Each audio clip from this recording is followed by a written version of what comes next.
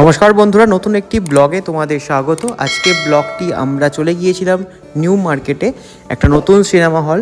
নতুন ঠিক নয়, সেটা পুরনো ছিল বাট আবার রিনোভেট করে শুরু হয়েছে। সেটা হচ্ছে the globe cinema, SSR globe.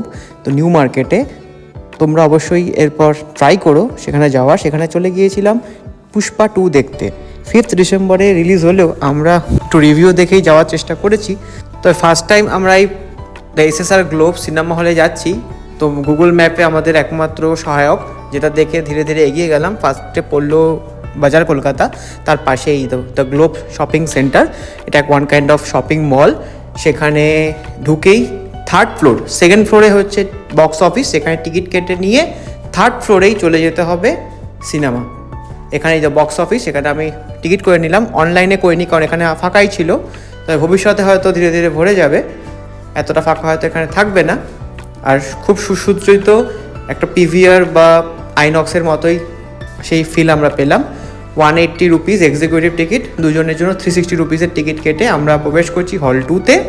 এখানে বাইরে কিছু পপকর্নের বাকেট পাওয়া যাচ্ছে, কিন্তু সেগুলো দেখলাম অন্য জায়গার থেকে একটু চিপ আছে। আর তার সঙ্গে সিনেমা রিভিউ যা বলার, ভীষণ ভালো হয়েছে। তোমরা যা যা দেখোনি অবশ্যই একবার দেখে এসো। মোটামুটি ভালো স্টোরি আছে। আল্লু অর্জুন থেকে শুরু করে রশ্মিকা মান্দানা সবার অ্যাক্টিং দুর্দান্ত লেগেছে। আর সবচেয়ে বড় কথা, আমি এখন তো ফাদা ফাসিল, যে কেরালিয়ান আর্টিস্ট অ্যাক্টর, ভীষণ ফ্যান। আমি তার ফ্যান হয়ে গেছি, তার সমস্ত মিউজিক সব কিছু দেখি। দুর্দান্ত একটা সিনেমা, তোমরা অবশ্যই দেখে এসো, ভীষণ ভীষণ ভালো লাগবে। আর এই ব্লগটি যদি ভালো লেগে থাকে অবশ্যই লাইক, সাবস্ক্রাইব এবং শেয়ার করে দিও। টাটা।